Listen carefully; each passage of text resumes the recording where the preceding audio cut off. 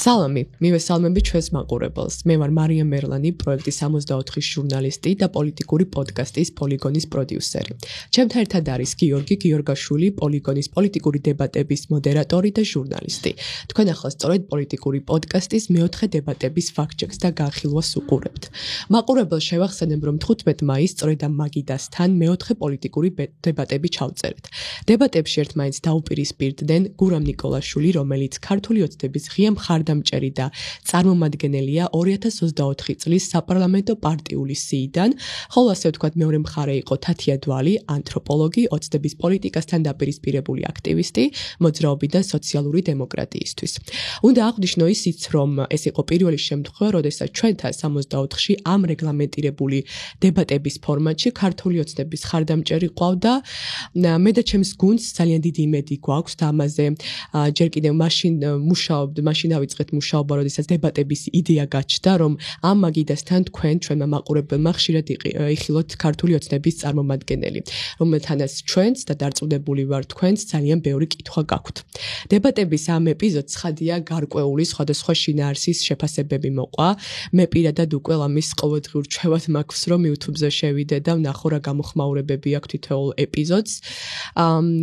ძალიან ბევრი კომენტარები დაიწერა, მათ შორის ძალიან ბევრი მოგემართებოდა გიორგი კონკრეტულად შენ, ძალიან ბევრი შეფასება წამოვიდა და რამდენიმე დაწერა, რომ ეს იყო დებატები 2-1-ზე და ამ შემთხვევაში შენ იყავი არა მხოლოდ როგორც მოდერატორი, არამედ მხარე. მოდი აქედან დავიწყოთ პირველ რიგში რა სიტყვი ამაზე. მოგესალმებით, დიდი მადლობა რომ უყურებთ ფაქტ-ჩეკის ამ გამოშვებას, სადაც ერთი მხრივ ფაქტების გადამოწმებას გთავაზობთ, მეორე მხრივ კი ამ ეპიზოდის მიმოხილვას. რაც შეეხება ამ კომენტარებს, მინდა აღვნიშნო, რომ ჩვენ ასე ვთქვათ ძალიან ღია ვართ კრიტიკის მიმართ და ღია ვართ ჩვენი პირველივე ეპიზოდიდან და ზოგიერთი კომენტარი აგვისახია კიდეც ფორმატში, მათ შორის ასე ვთქვათ მიდგომებშიც.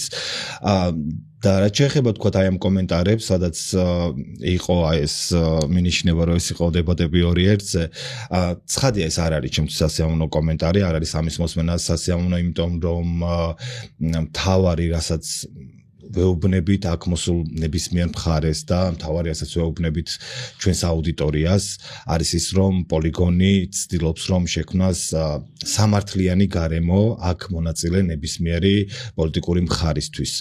თუმცა თუ მაინც თქვათ ასეთი აღქმა დარჩა ვინმეს და მე ვფიქრობ, რომ ნეიტრალური მაყურებლისთვის ასეთი აღქმა შეიძლება და არ ყოფილიყო, იმიტომ რომ ნეიტრალური მაყურებელი ალბათ მიხვდებოდა, რომ ეს უბრალოდ ის ჩანართები ფაქტებს ემსახურებოდა, ფაქტების მიწოდებას და არა ჩემი პერსონალური მოსაზრებების გამოთქმას, მაგრამ თუნდაც ქართული ოცნების მხარდამჭერებში ასეთი განცდა გაჩნდა, რა თქმა უნდა, გვაწუხებს ესეც, ამაზე ვიფიქრებთ, გავაანალიზებთ მათ ამ კომენტარებს, იმიტომ რომ ჩვენთვის ნებისმიერი მაყურებელი არის მაყურებელი, იმის მიუხედავად, რომელი პოლიტიკური, ასე ვთქვათ, როგორი პოლიტიკური გემოვნება შეიძლება მას ჰქონდეს და თანაბრად გვაქვს ნებისმიერი მაყურებლის მიმართ ჩვენი, ასე ვთქვათ, პასუხისმგებლობა.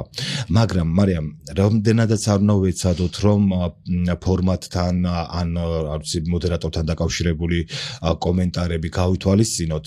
კი, გავითვალისწინებთ რაღაცებს, მაგრამ ვერ გადავალთ იმ ზღვარს, რომლის იქითაც უკვე ჩვენ, ასე ვთქვათ, ყველა ეს კომენტარი რომ გავითვალისწინოთ, რაღაცნაირად ჩვენს ჟურნალისტურ ფუნქციას დავკარგავთ, რაზეც ჩვენ უბრალოდ ამას არასდროს არ გავაკეთებთ, იმიტომ რომ მიგვაჩნია, რომ შეუძლებელია აუდიტორიას შესთავაზო დებატები, თუკი ეს აუდიტორია თან არიზრუნებ ამ აუდიტორიის ჯეროვან ინფორმირებას იმ სადებატო საკითხებზე, რომელზეც მხარეები საუბრობენ, ხო? და თანაც აქ მოსულმა ნებისმიერმა პოლიტიკოსმა გვინდა იცოდეს, რომ აქ არ უპირისპირდებით მხოლოდ თქვენს პოლიტიკურ ოპონენტს, აქ უპირისპირდებით ფაქტებსაც და ერთსაც ვიტყვი, რომ არც ერთ მომენტში, როდესაც მე საუბრობ დებატების ბოლო ეპიზოდში და ისე როგორც სხვა ეპიზოდებში, არ არსებობს მომენტი, სადაც ჩემს პირად პოზიციებიდან გამოვდივარ და ვახვევ ამას აუდიტორიას, თუ კი ეს არ შეეხება პირად გამოცდილებებს, რომელიც უკავშირდება 64-ს ან მოლაპარაკებებს სხვადასხვა მხარეებთან ან მედიასთან დაკავშირებულ შემზღუდვალ პირობებს, რომელიც უბრალოდ ძალიან, ასე ვთქვათ, საგანგაშო მდგომარეობის წინ გვაყენებს. სხვა ყველა შემთხვევაში ნებისმიერი ჩემი ჩარევა განპირობებული იყო აუდიტორიის ინფორმირებით და კიდევ ერთხელ და ხაზგასმით და მკაცრად ჩვენს ძირითად ჟურნალისტურ ფუნქციასა და როლზე უარს არც ერთ შემთხვევაში არ ვიტყვით. კი, მეტანა გეთახმები. მე მგონია, რომ თვითონ ეს ჩვენი დებატები, მისი ფორმატი, შინაარსი და ის როგორ რა ფორმითაც მიმდინარეობს, ეს მაინც სიახლე არის, ხო? აუდიტორიისთვის, ჩვენი მაყურებლისთვის ზოგადად, იმიტომ რომ ქართულ მედია სივრცეში სამწუხაროდ არ მოიძებნება ან ძალიან მწირია ისეთი ფორმატები, სადაც ასე ვთქვათ, შეუძლიათ ორივე მხარეს მოусმინონ და როგორც უკვე თქვი, დაუპირისპირდნენ ასე ვთქვათ ფაქტებს და თუნდაც ის ინდექსებს და კვლევებს, რომელსაც როგორც ჟურნალისტს გაქვს ვალდებულება, რომ იყო ამაზე ინფორმირებული და ეს ქონდეს ასე ვთქვათ როგორც კონტრარგუმენტი მათ პოზიციებთან დაკავშირებით. მესამე და მეოთხე დებატებს შორის ჩვენ ქონდა დაახლოებით სამკვირიანი შუალედი და მგონია რომ ღირდა ამ ეპიზოდზე მუშაობა. ყოველ შემთხვევაში მე მგონია რომ რა მიზანიც ქონდა და რა იყო ეს მიზანი, რომ მაყურებელს, რომელიც რეალურად მართლა არის მოწყურებული, რომ ორ სრულიად განსხვავებული შეხედულებების მქონე მხარეს მოусმინოს, ამ ყველაფერს მოწყურებულია და ეს ასე თქვათ რაღაც უკვე იმდენად იშვიათი გახდა, რომ რაღაც ფუფუნებადაც კი არის ქცეული. და მათ შორის ქართული ოცნება, რომლის წარმომადგენლებიც არ დადიან, ხო, ჩვენ ვერ ვხედავთ, რომ როგორც ოპოზიციურად განწყობილ მედია სივრცეებში და მედია ეთერებში ისხდნენ და შესაბამისად ის, რომ ჩვენს მაყურებელს ეს შევთავაზეთ, ვფიქრობთ, რომ ღირდა, მოკლედ ამაზე ამდენი დროის დახარჯვა და მუშაობად. ხო, მეც შემიძლია თქვა, რომ ნამდვილად ღირდა ეს 3 კვირა ამათ და ეს 3 კვირა გამოვიყენეთ ჩვენ იმისთვის, რომ დაგვეწმუნებინა მხარეები, რომ მიიღოთ მონაწილეობა, ეს არ იყო მარტივი გადაწყვეტილება და ძალიან კიდევ ერთხელ დიდი მადლობა თათია თვალსაც და გურამ ნიკოლაშვილსაც იმისთვის, რომ ეს პრეცედენტი შედგა, რომელიც გვინდა რომ განმეორდეს ძალიან ხშირად და აქ პრობლემური არის ქართული ოცნების ვთქვათ პოზიციები, რომ არ მიიღონ მსგავს ფორმატებში მონაწილეობა და ჩვენ გვაქვს დიდი იმედი, რომ ამ ცდელობებს ექნება შედეგი და ამ ცდელობებს არ შევწყვეტ და ვესაუბრებით ხელისუფლებაში მყოფ სხვადასხვა რგოლის წარმომადგენლებს, რომ მიიღონ დებატებში მონაწილეობა. კი, ასე არის და თანაც ძალიან მნიშვნელოვან საკითხებზე ისაუბრეს, ხო, ორივე მხარემ, რომ ეს საკითხები, რომელიც იყო დემოკრატია, სიტყვათა და გამოხატვის თავისუფლება, სოციალური სამართლიანობა, რა თქმა უნდა, არ ეხება კონკრეტულად მოქალაქეების რაღაც კონკრეტულ ჯგუფს, არამედ ქვეყნისთვის არის ამ ეტაპზე მით უმეტეს უმნიშვნელოვანესი საკითხი და გვეხება ჩვენ ყველას ინდივიდუალურ დონეზე. ხო, შეიძლება ითქვას, რომ ესეც იყო ამ კონკრეტული ეპიზოდის უპირატესობა, რომ ჩვენ ასე ვთქვათ, არათუ მხოლოდ მხარეების ხედვები მოვისმინეთ ამ საკითხებზე, არამედ არსებითად, ასე ვთქვათ, გავაცოცხლეთ ეს მნიშვნელოვანი საკითხები, რომელიც არ უნდა დაგვაუწყდეს, რომ ასე ვთქვათ, თავისი უფლებრივი ნაწილით ასახული არის საქართველოს კონსტიტუციაში. კეთილი, მოდი ახლა გადავიდეთ უკვე ფაქტების გადამოწმების ნაწილზე. ეს შესავალი იმისთვის, რომ არ იფიქროს ჩვენ აუდიტორიამ, რომ მათი კომენტარები ჩვენ არჩება, ნამდვილად ამას კიდევ ერთხელ ხაზგასმით დიდი მადლობა თითოეულ თქვენგანს ნებისმიერი გამოხატული აზრისთვის და ჩვენ ასე ვთქვათ შევეცდებით, რომ ესენი გავითვალისწინოთ, ავსახოთ, მაგრამ ვერ გადავაბიჯებთ ჩვენს ჟურნალისტურ პრინციპებსა და ვალდებულებებს, რომ უზრუნველყოთ ინფორმირებული დისკუსია და რაც შეეხება ფაქტ-ჩეკს, მარიამ, ჩვენ 3 ასე ვთქვათ მიდგომა გამოვიმუშავეთ. საკმაოდ ასე ვთქვათ მსუყე იყო და შრომატევადი ფაქტ-ჩეკისთვის მოსამზადებელი მასალა, მაგრამ მოდი სიმარტივისთვის და მაყურებელმაც უკეთ რო აღიქვას, 3 ნაწილად დავყოფ. პირველ ნაწილში ეს არის დებატებში ნახსენების საკითხები, რომელიც პირდაპირ საჯარო წყაროებზე დაყრდნობით, ასე ვთქვათ, გადამოწმებას ექვემდებარებოდა და ასეთ საკითხებში ეპიზოდშიც მივუთითეთ, რომ გადამოწმებულია, მწვანე იყო გადამოწმებულია და მართალია და წითელი ნიშნავდა, რომ გადამოწდა, მაგრამ არის მცდარი. YouTube-ზე, როდესაც შეხვალთ აღწერის გრაფაში, არის ფაილი, სადაც მაყურებელს შეუძლია თავად ნახოს ინფორმაცია, სად გადამოწდა, საჯარო წყაროებში და რატომ არის ესა თუ ის ინფორმაცია მცდარი ან სიმართლე. ხო, ესეთი გვაქვს 12 გადამოწმებული ცნობა არის ამ დოკუმენტში და დაინტერესებული აუდიტორიისთვის ხელმისაწვდომი არის ამ გამოქვეყნებული ეპიზოდის. თუმცა გადასამოწმებელი იყო საკითხები, რომელზეც მეტი უნდა მოგიყვეთ და სჭირდება თავისი კონტექსტების ახსნაც, ხო? არსებითად, მაგალითად, ამ ნაწილში გადამოწმეთ ინფორმაცია ინციდენტზე, რომელსაც გურამ ნიკოლაშვილმა უწოდა დადგმული სპექტაკლი და ამას განვიხილავთ ასევე.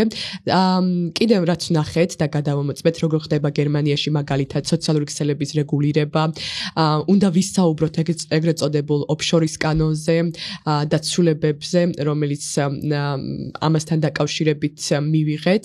ასევე უნდა შევეხოთ არაფორმალურ დასახლებას, რომელიც ოცნების ქალაქად არის სახელით არის ცნობილი და ასევე შევეხებით მოძრაობა სოციალური დემოკრატიისთვის მანიფესტსაც. მარიამ, ჩემთვის განსაკუთრებით საინტერესოა რა გაარკვიე ინციდენტთან დაკავშირებით, რომელზეც გურამ ნიკოლაშვილი ამბობს აი ამას. მე მაგალითად პირდაპირ შემიძლია ვთქვა, ვიხილე სპექტაკლი, ვიდეო, სადაც გეწვის აი ეს საოცარი დადგმული სპექტაკლი.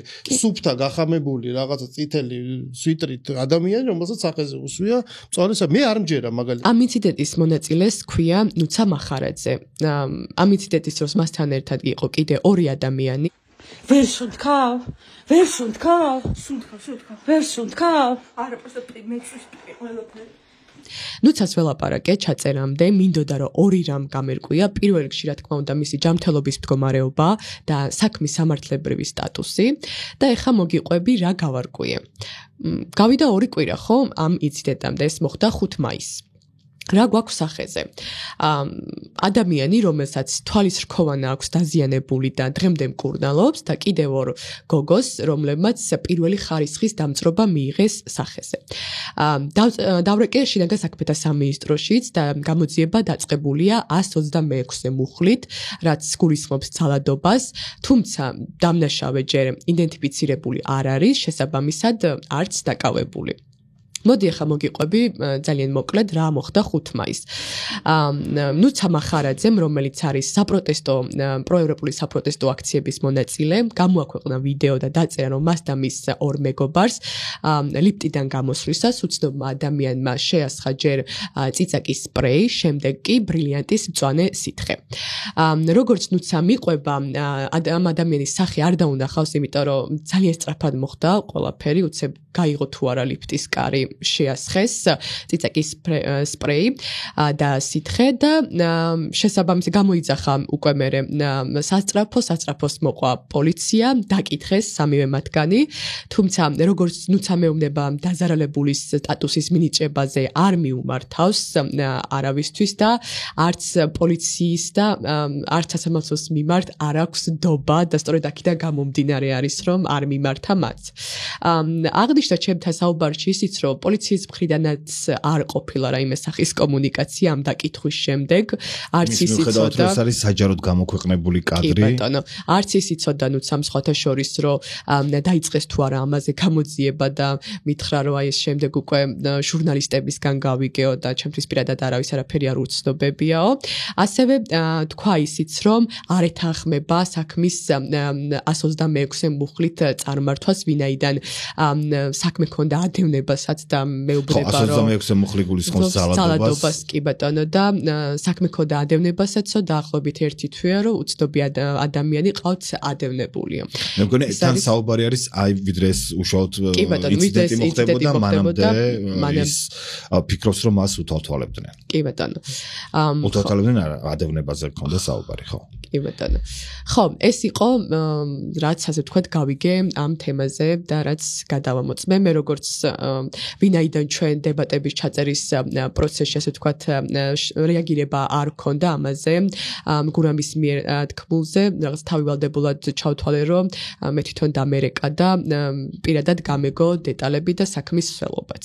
ხო, ეს არის ჩვენი ასე ვთქვათ სამუშაო სტანდარტის ნაწილი. ჩვენ მხარებს ასე ვთქვათ წინასწარ ვაფრთხილებთ რომ აქ ამ მაგიდასთან ერთმანეთს დაუპირისპირონ პოზიციები და არ იყოს მოხსენებული მესამე პირები, ასეთ შემთხვევაში ცხადია თუ კი ეს მაინც მოხდება, ჩვენ გვაქვს ჩვენი ასე ვთქვათ ვალდებულება, რომ აუცილებლად ამ ნაწილშიც ჯეროვანი ინფორმირება მოვახდინოთ აუდიტორიის და ხო, ეს იყო ასე ვთქვათ ნუცა მახარაძესთან დაკავშირებით რის თქმა გვინდოდა. შემდეგი საკითხი ასევე გურამს ეხება, ამჯერად უკვე გურამის გამონათქვამის მწვანედ გადამოწმებულ ფაქტს და აქ შენ განსაცდელი გელის, იმიტომ რომ გერმანული კანონის სახელი უნდა მოიშოლიო, რომელიც არც ისე მარტივად გამოცათქმელია. მოდიში მაყურებელთა რომ ვერ მოვასწარი გერმანული შესწავლა ჩაწერამდე. მოდი მოვუყვეთ რას შეეხება. კი ბატონო.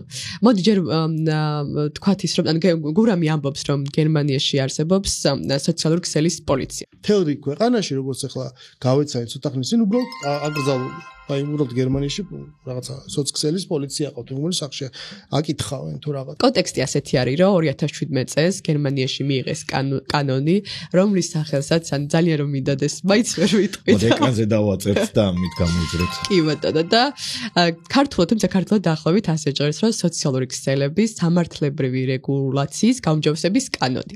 კანონის თანახმად სახელმწიფო რეგულაციას ექვემდებარება სოციალურ ქსელში გამოქვეყნებული ისეთი პოსტები, რომელიც მოიცავს სიძულვილის ენას, ძალადობის წახალისებას, რასიზმს, ძალადობისკენ მოწოდებას, აი ბავშვების პორნოგრაფიის გავრცელებას და ასე შემდეგ ამ ძირითად თემებს. ოღონდ, როდესაც ვამბობთ, რომ სახელმწიფო რეგულაციას ექვემდებარება, ეს არ ნიშნავს, რომ რომელიმე სახელმწიფო უწყება რაღაც პირდაპირ წყვეტს, რომ აი ესა და ეს პოსტი წაიშალოს ან არ წაიშალოს, ხო? სახელმწიფო არ არეგულირებს პირდაპირ გზით ამ პოსტებს, თუმცა პლატფორმებს აკისრებს ვალდებულებას, რომ დაარეპორტონ ან წაშალონ კონკრეტული პოსტი. ეს კანონი ეხება პლატფორმებს, რომელიც გერმანიაში 2 მილიონზე მეტი მომხმარებელს ემსახურება და ასევე საჯარო კომუნიკაციებს უწყობს ხელსაც.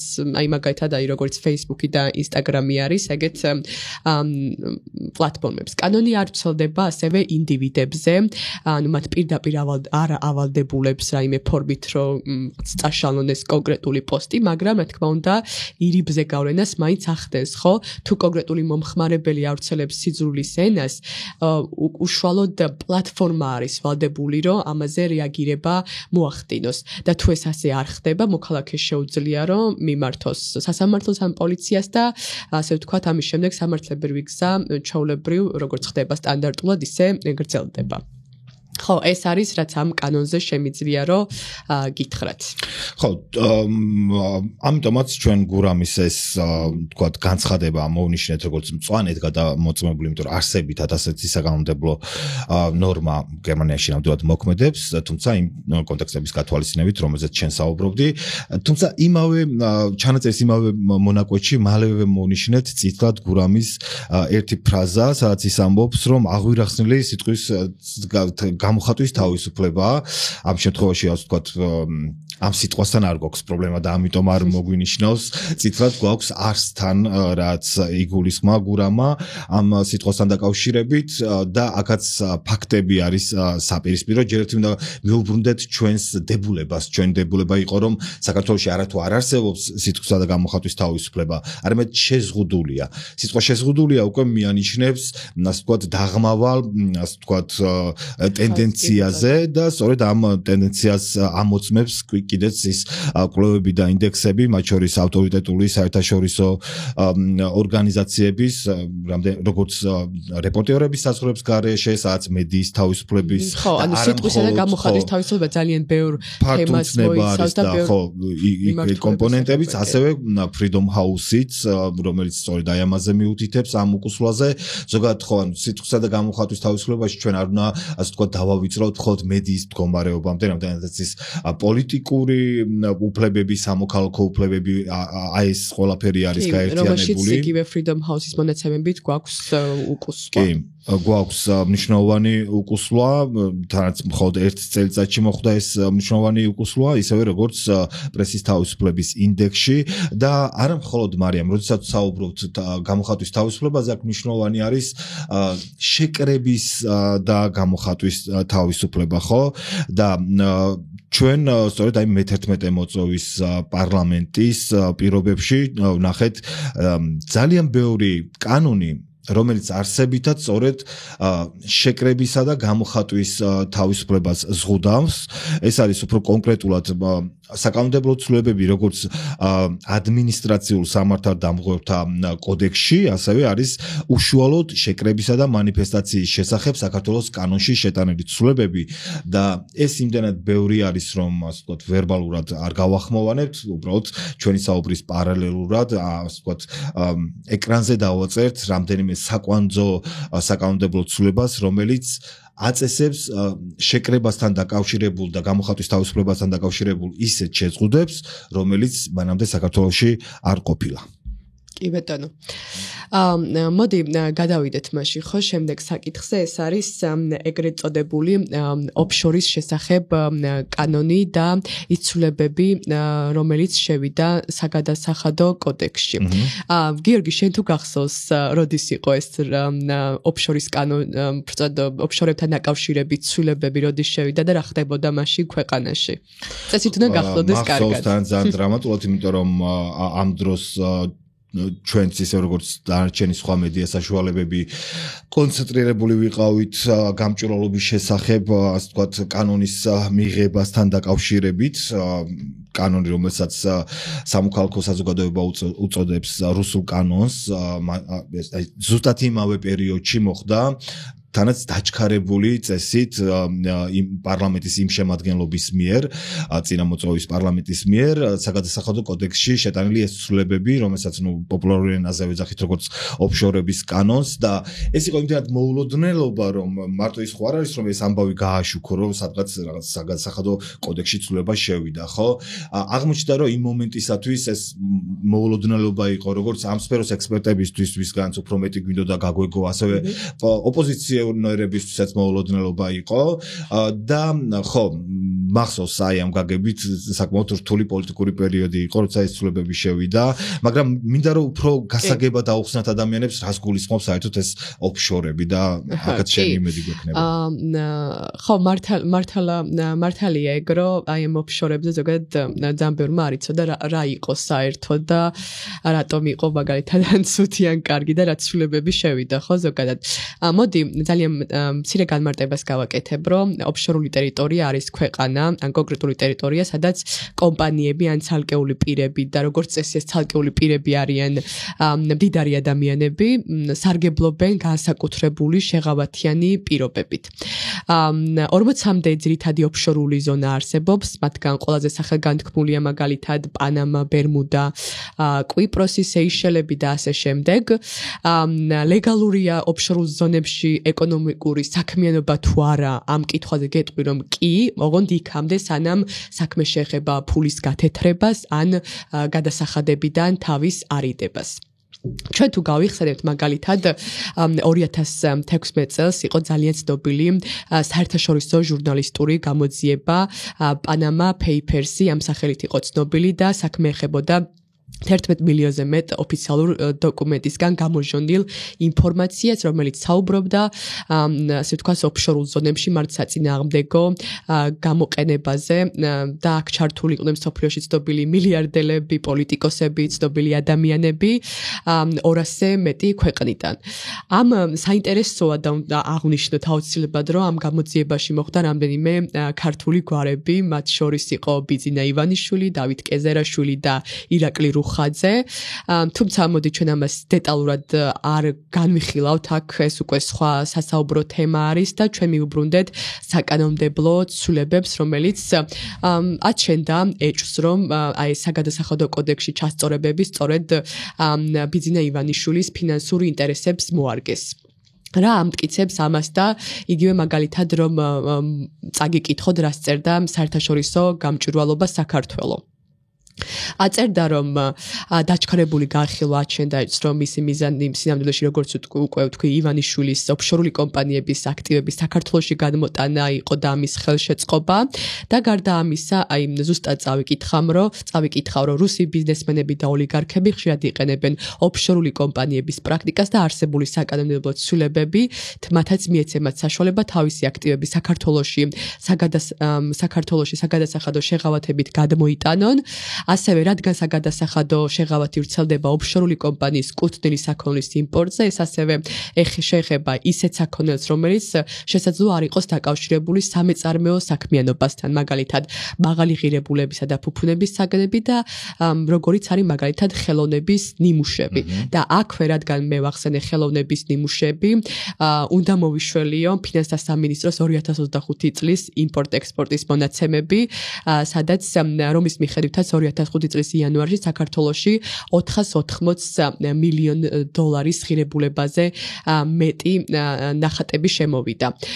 და საინტერესო არის დამატებითი ღირებულების გადასახადის სახით რამდენი დაზოგა შემომტანმა. ხო, ვიტყვი მას ზოგადად რომ ექსპერტები და პოლიტიკოსები ვარაუდობდნენ რომ საქართველოში ნახატები ივანიშვილმა შემოიტანა და ამისთვის სწორედ ის ოფშორის კანონი გამოიყენა და იგივე გიორგი ბაჩიაშვილი, რომელიც ივანიშვილის თანაინვესტირების ფონდის ყოფილი ხელმძღვანელი იყო, გვახსოვს რომ TV პირველის ეთერში ამბობდა რომ ამ ფასის ნახატებზე გადასახადები იყო ჯამში 300-400 მილიონ დოლარამდე და სწორედ ამ ცვლილებებით ივანიშვილმა თავი არიდა ამ ფულის გადახდას და ინფორმაციისთვის ეს ფული გადახდის შემთხვევაში უნდა შესულიყო სახელმწიფო ბიუჯეტში.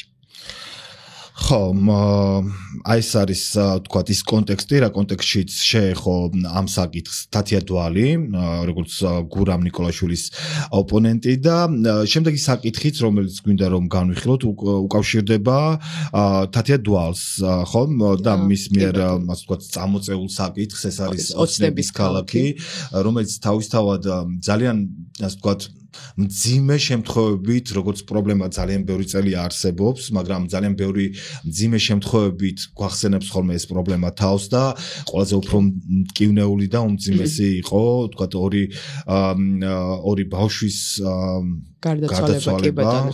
ხო, როდესაც თათია მეს ახსენა, ჩვენ საუბრობდით, ვიყავით მესამე ნაწილზე დებატების და საუბრობდით სოციალური სამართლიანობაზე და სწორედ ამ კონტექსტში ახსენა. და რადგან სოციალური სამართლიანობა გულისხმობს, რომ სახელმწიფო უნდა შექმნას ხო ისეთი პირობები, რომ მოქალაქეებს კონდეთ ღირსეული ცხოვრების შესაძლებლობა, სწორედ ამ კონტექსტში ვახსენეთ ოცნების ქალაქი. ხო, სადაც მეც როგორც ვთქვათ მოდერატორმა ეს кейსი სწორედ რელევანტურად მევიღე, იმიტომ რომ საქართველოს როგორც სახელმწიფო თავის კონსტიტუციაში ამბობს, რომ მე ვარ სოციალური სახელმწიფო და მათ შორის იმ პირობებში, რომელსაც ის განმარტავს, რა პირობებს უნდა აკმაყოფილებდეს ამ პასუხისგებლობის აღებით, სახელმწიფო წერს, რომ ეს მათ შორის ნიშნავს იმას, რომ ზრუნავდეს იმაზე, რომ ყველა ადამიანს კონდეს ჭერი, ხო, ანუ სახლი კონდეს და საცხოვრისების პრობლემა ცხადია არის სოციალური სამართლიანობის ნაწილში ერთ-ერთი კაფიო და მოუგვარებელი პრობლემა. კი ბატონო. ხო, ნუ უნდა ითქვას ისიც, რომ ოცნების ქალაქში გარდა რა თქმა უნდა საცხოვრისების პრობლემისა კიდევ არის უამრავი პრობლემა, ხო? მათ შორის ის, რომ რაღაც მუყაოს ყუთებში ცხოვრობდნენ თავიდან, სანამ ასე ვთქვათ, დაიწყებენ კორპუსების მშენებლობას, სანამ დაიწყებდა ქართული ოცნება, იქ იყო კიდე რაღაცა წყლის პრობლემა, დენის პრობლემა და 1000 რამ, თუმცა მოდი იქამდე იმისთვის მაყურებელს მივაწოდოთ ინფორმაცია, რომ ბათუმთან ახლოს ყოფილი სამხედრო ბაზის ბატალიონის ტერიტორიაზე უკვე მე-12 წელი არის, რომ მაღალმთიანი აჭარიდან წამოსული ოჯახები არაფორმალურ დასახლებაში ცხოვრობენ და ეს არის ოცნების ქალაქი, ასე ქვია. აქ დამატებით ვიტყვით, რომ ეს ასე ვთქვათ, მათი იქ დასახლება მოხდა ჯერ კიდევ ნაციონალური მოძრაობის ხელისუფლებაში ყოფნის დროს და ოცნების ქალაქიც აი ეს სახელდება სწორედ იქ დასახლებული ადამიანების იმედს დაეფუძნა, რომ ქართული ოცნება მაინც მოაგვარებდა მათ პრობლემას. კი ბატონო, 2012 წელს, როდესაც ხელისუფლებაში ქართული ოცნება მოვიდა, იქ ოცნების ქალაქში მცხოვრებ ადამიანებს მართლა ეგონათ, რომ შეიცვლებოდა მათ ცხოვრებაში რაღაც და ასე ვთქვათ, ბოლოს და ბოლოს მიიღებდნენ ცხოვრების ღირსეულ პირობებს. სამართლებისთვის უნდა ვთქვათ, რომ ოცნების ქალაქში 3-12 სართულიანი კორპუსი აშენდა და 582 ოჯახი დაბინავდა. სულ ახლახანს გასულ წელს დაიწყო მეორე ეტაპიც, უნდა აშენდეს 9 კორპუსი, სადაც 1077 ოჯახი უნდა განთავსდეს. თუმცა მანამდე იყო, როგორც ჩვენ თვითონვე ახსენე, ძალიან ბევრი ისეთი პრობლემა ამ ადამიანების თავს, რომელზეც შეიძლება არც კი გვიფიქრია, რომ ასეთი დონის პრობლემების წინაშე ჩვენი თანამოქალაქეები დღეს შეიძლება იყვნენ. ხო, ეს იყო ძალიან კომპლექსური პრობლემები და მათ შორის ხო ზუსტად აი ამ საცხოვრებელი პირობების არარსებობის გამო იქ გაყვანილობა არ იყო და გაყვანილობის პრობლემის გამო ხანძრები იჭდებოდა. ხო, რამდენჯერმე ხანძარიც და ხო, სიცოცხლისთვის საშიში გარემოებებში არაერთხელ მოუწიათ იქ ცხოვრებ ადამიანებს თვალის გასწორება. კი ბატონო. ხო, ასე არის და აი რაც შეეხება კონკრეტულად ბავშვების გარდაცვალებას, რასაც თათია ახსენებს, 15 თებერვალს სოცდების ქალაქში 2 ბავშვი თხრილში ჩავარდა და გარდაიცვალა. ადგილობრივი მედიები, მათ შორის ბათუმელები, წერდნენ, რომ სამშენებლო ტერიტორიაზე იკვეთებოდა სავარაუდო დარღვევები, რადგან ტერიტორია არ იყო, კი ბატონო, სამშენებლო ტერიტორია არ იყო შემოსაზღვრული, იქ იყო ძალიან ბევრი თხრილები და შესაბამისად, საფრთხეების ნორმები არ იყო დაცული, ხო? აქ უნდა თქვა ისიც, რომ ეს შემთხვევა მოხდა 15 თებერვალს, თუმცა იქამდე 8 თებერვალს ირაკლი კობახიძე და აჭარის მთავრობის იმდროინდელი თავმჯდომარე თორნიკე რიჟვაძე ოცნების ქალაქში იყვნენ ჩასულები და მშენებლობის აი ამ მეორე ეტაპის დაწყებასთან დაკავშირებით მონაწილეობა მიიღეს სიმბოლურ კაფსულის ჩაგდების ღონისძიებაში. ადგილი, სადაც ბავშვები დაიღუპნენ, ძალიან მცირე მანძილით არის დაშორებული იმ ადგილიდან, სადაც კაფსულის ჩაგდების ღონისძიება გაიმართა. ამაზე წერდნენ კვლავ ადგილობრივი მედიები, ფოტოც კი არის ამაზე და დავურთავთ ამ ვიდეოს. რომელიც გვაჩვენებს რამდენად ახლოს არის ერთმანეთთან და კადრში ჩანს ისიც, რომ კაფსულის ჩაგდების ღონისძიების დროს სამშენებლო ტერიტორია იყო შემოსაზღვრული უსაფრთხოების ხობით, რომელიც მეორე დღეს აიღეს. ხო, ჩვენ რომ გამოვრიცხოთ ყველანაირი манипуляცია ამ საკითხზე, უნდა ვთქვათ, რომ იგივე ადგილობრივი მედია, რომელიც მედია საშუალებები, რომლებიც საუბრობდნენ ამ საკითხის პრობლემურობაზე, სწორედ მათ შორის ადგილობრივების, ასე ვთქვათ, მონაყოლზე და მოსაზრებებზე დაყრდნობით მიუთითებდნენ სამშენებლო ნორმების შესაძლო დარღვევასა და უღურვებელყოფაზე. კეთილი, ეს იყო, მე მგონი, არსებითად რა საკითხებიც მოითხოვდა გადამოწმებას ან დაზუსტებას ზოგიერთი გარემოების იმისთვის, რომ დისკუსიის მოსმენა უფრო კონტექსტების დაზუსტებით მოხდეს და ეხლა შეგვიძლია გადავიდეთ უკვე, ასე ვთქვათ, მესამე ჯგუფში, სადაც უკვე კვლევები და ინდექსები გვაქვს, რომელსაც შეეხნენ როგორც დებატების მონაწილეები, ასევე მეც მიწევდა ხოლმე ზოგიერთი ინდექსის და კვლევის მოყვანა. ხო, გადავიდეთ უბრალოდ იქამდე ერთი პატარა საკითხი არის, რომელიც ასევე უნდა გავიაროთ და კი ბატონო, მანიფესტი შეეხება. თქვენ ხართ მარშის მონაწილე, ხო ისე? არა მხოლოდ მარშის პროტესტის საზმაოს წინ მიმდინარე პროტესტის მონაწილე, რომელსაც ითხოვთ, ერთ-ერთი მოთხოვნა არის, კიდე ხართ რაღაცა საზოგადოებრივი მოძრაობა, უამრავი რამის წევრი შეიძლება იყოს. მაგრამ უამრავი რამის წევრი არა, ძალიან კონკრეტული პრინციპული მე წავიკითხე ნიუსი რაღაცას. ხო, გავეცან იმას და იქ წერია, რომ ის ჩვენი ერთ-ერთი ამოცანა, როცა დააფუძნეთ თებერვალში, ხო, 17 თებერვალს. მოძრაობა, როცა დააფუძნეთ, რომ ჩვენი ერთ-ერთი საზმაოს მარშზე აქ ვიცოდეთ. მოძრაობაზეც და მე საზმაოს მარშს რას ვიძახი, თქვენ ორივეს ნაწილი ხართ, ხო? და იძახით, რომ ჩვენი ერთ-ერთი მიზანი არის აი ჩვენი რაღაცა მიზნების ამის პოპულარიზაცია და ეს ერთი გზა გადის პროტესტის ჩვენებაზე. ხო, აქ გურამი ამბობდა, რომ ამ მოძრაობის მიზანი არის, რომ რაღაც მათი იდეების პოპულარიზაციისთვის გამოიყენონ ეს პროტესტი და ეს არის, ასე ვთქვათ, მათი დღის წესრიგი. თუ გურამი იმას გულისხმობდა, რომ ეს, ასე ვთქვათ, манифестში წერია, მე გადავამოწმედ ამ манифестში სიტყვა არ არის ნახსენები პროტესტთან დაკავშირებით. ხო, აი ეს პატარა ჩანართი, ასე ვთქვათ, ბუნდოვანი რო არ დარჩეს. ითხოვს, ასე ვთქვათ, უფრო მეტი დროის დათმობას და მოდი გადავიდეთ უკვე ინდექსებზე, რომელმაც თავი იჩინა ჩვენი ჩაწერის დასაწყისშივე, სადაც გურამი შეეხო დემოკრატიის ალიანსის ფონდის კვლევას, სადაც მან მოიყვანა დემოკრატიასთან დაკავშირებულ საკითხზე კონკრეტული მაჩვენებელი და იმის გამოსარიცხად, რომ ეს 86%, რომელსაც ის ახსენებს ჩვენს აუდიტორიას, ასე ვთქვათ, არ დარჩენოდა განცდა, რომ თითქოს აი ამ მნიშვნელოვან კვლევაში ნათქვამია, რომ საქართველოში 86% ფიქრობს, რომ დემოკრატია აქვს. არა, ჩვენ იქვე მაშინ ჩავერთეთ და კიდევ ერთხელ უნდა მიუბრუნდეთ ამ კვლევას. ხო, ანუ კიდევ ერთხელ დაზუსტებით, ეს არის დემოკრატიის აღქმის ინდექსი, სადაც 86%-მა თქვა, რომ მისთვის დემოკრატია არის მნიშვნელოვანი. ხო. ეს როგორც უკვე თქვი არის დემოკრატიის ალიანსის ფონდის კვლევა, რომლის თანახმადაც საქართველო არის ევროპის კალათაში. მაყურებელს აუცილებლად უნდა უთხრა, რომ პირველ რიგში კვლევა ფოკუსირებული არა დემოკრატიის ინდექსებზე, არამედ იმაზე, თუ როგორ აღიქვამენ მოქალაქეები დემოკრატიას როგორც საკუთარ ქვეყანაში, ასევე მსოფლიოში და რამდენად ეთანხმებიან დემოკრატიულ ღირებულებებს. რა გვაჩვენა კვლევამ საქართველოზე?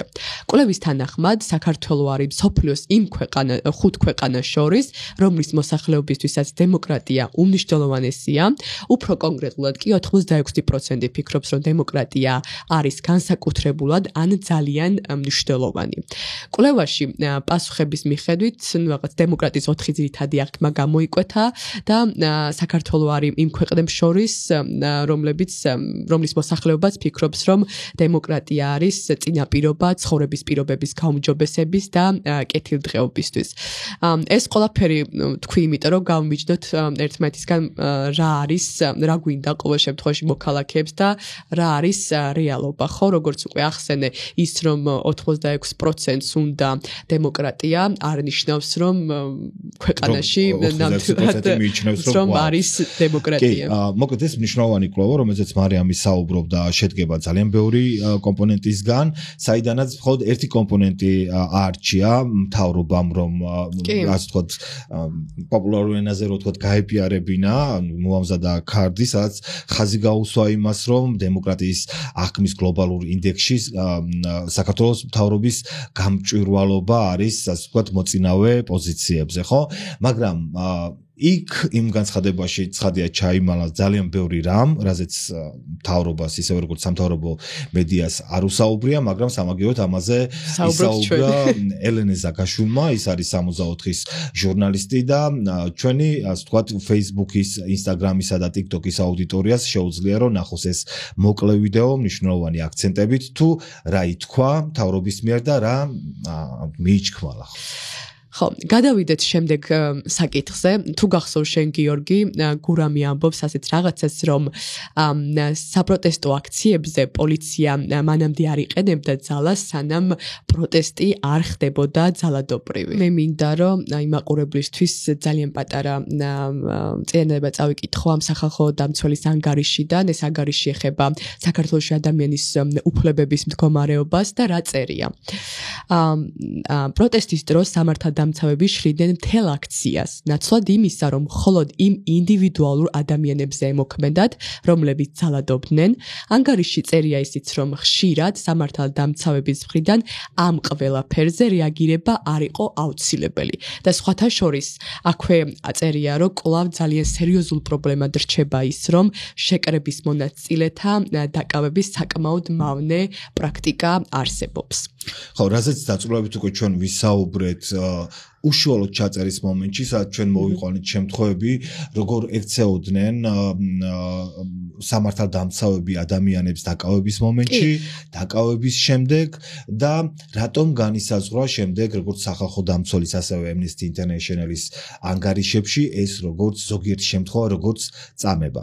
ასე რომ ამ უკვე უშუალოდ აი ამ ფაქტ-ჩეკში ამას აღარ შევეხებით, რამდენადაც დებატებში. ვიტყვი მხოლოდ იმას, რომ 64-ს ამაზე ვიდეო სერიაც გავაკეთეთ მაშინ, რომ სადაც დაზარალებული მოქალაქეები მოდიოდნენ და ყვებოდნენ საპოლიციო ძალების მხრიდან ძალის გადამეტებაზე და სხვათა შორის რამდენიმე მათგანი ამბობდა, რომ დაკავების შემდეგაც ხდებოდა მათზე ძალადობა და არასათანადო მოპყრობა. ხო, ეს სერია შეგიძლიათ რომ ნახოთ როგორც 64-ის Facebook-ზე, ასევე 64-ის Instagram-ზე. კეთილი, ჩვენ ძალიან ცოტა დრო დაგვჭა იმისთვის, რომ დავასრულოთ ეს ეპიზოდი და მინდა რომ მოკლედ შევეხოთ კიდევ ორ საკითხს, ეს იყო ამავე კონტექსტის ნაწილი არის დაკავებების ასე ვთქვათ მავნე პრაქტიკის ნაწილი კი და ამაზე ტროტუარების თემა რომელიც ასევე იყო ნახსენები თათია დვალის მიერ და მოითხოვს უფრო მეტ ინფორმაციას ეს ჩვენი მხრიდან და მარიამი გვეთქვის ამის შესახებაც. მოდი ჯერ ვაჩვენოთ რა დებატებიდან რას ამბობენ ამის შესახებ. თქვენ შეიგიძლიათ სიმრავლე თუ აძლევს იმის საშუალებას რომ ქუჩა უნდა დაიკავოს და გადაიკეტოს წინასწარი შეტყობინების გარეშე ამის გაკეთება შეიძლება. ტროტუარის დადგომის შემთხვევაში ჯარიმები არ ვიცი და მე გადაცემის მერე თუნდაც გავეცნოთ ამ ხო, ამაზე რაც შემიძლია ვთქვა ის არის, რომ 2025 წლის 8 აპრილს მაგალითად პუბლიკა იუწყებოდა, რომ მათმა რეპორტიორმა გადაიღო კადრები, რომელშიც ჩანს, რომ პოლიცია მოქალაქებს ტროტუარზე აკავებენ ძალის გამოყენებით. კი ბატონო, და სხვათა შორის ერთ-ერთი კადრი არის, რომ ერთ-ერთი კადრში არის სწორედ ის გოგო, რომელსაც რაღაც ხელში ეკავა ბანერი წარწერით, ანწუხელიძე უკვდავია, გვახსოვს ჩვენ ეს გოგო და მისი დაკავებაც გვახსოვს და გარდა ამისა თბილისგან განსხვავებული შემთხვევა. კი ბატონო და გარდა ამისა 2 თებერვალს თბილისი მოლთან რუსთაველისკენ მსვლელობის დროს ეროვნული ბანკის ყოფილი პრეზიდენტი გიორგი ქადაგიძეც დააკავეს და მაშინ მედიები და აქციის სხვა მონაწილეები საუბრობდნენ იმაზე რომ ისიც ტროტუარზე დააკავეს ძალადობრივად. ასევე დისკუსიის დროს კიდევ ერთი საკითხი რასაც შეეხვრენ ეს იყო პროფკავშირების საკითხი ხომ რომელიც ორმა მხარემ სხვადასხვა პერსპექტივიდან განიხილა გურამა როგორც შესაძლებლობა იმისთვის რომ პროფკავშირებმა თავიანთ საქმიანობას ასე ვთქვათ გარკვეულ შედეგებს მიაღწიონ მაგრამ თათიამ საკუთარი და სხვა ასე ვთქვათ ორგანიზაციების გამოცდილებაზე დაყრდნობით განაცხადა რომ არ ვართ იმ გარემოში სადაც მარტივი არის პროფკავშირების რეგისტრაცია რაც ასევე ასე ვთქვათ გამოკვეთილად პრობლემური საკითხი არის. კი, ნამდვილად არის, იმიტომ რომ იგივე 2024 წლის 28 ნოემბერს მას შემდეგ რაც ირაკლი კობახიძემ განაცხადა რომ საქართველოს ევროკავშირში გაწევრიანების შესახებ მოლაპარაკებებს 2028 წლამდე აჩერებს ეს ძალიან ბევრმა საჯარო მოხელემ გააპროტესტა რის გამოც ასევე მათი დიდი ნაწილი სამსახურის გარეშე დარჩა. სწორედ ამ ადამიანებმა გადაწყვიტეს რომ ჯერ შექმნათ საინიციატივო ჯგუფი და შექმნეს კიდევაც მაგრამ შემდეგ უკვე გადაწყვიტეს რომ დაეფუძნებინათ დამოუკიდებელი პროფესიული კავშირი. ეს იყო სახელს აგიკითხავს საჯარო მოსამსახურეთა დამოუკიდებელი პროფესიული კავშირი კონსტიტუციის 78 მუხლი. რამოდენიმე მცდელობის მიუხედავად იუსტიციის სამინისტრო მათ რეგისტრაციაზე უარი უთხრა. მერე პროფკავშირმა საჩივარი შეიტანა შრომის საერთაშორისო ორგანიზაციაში.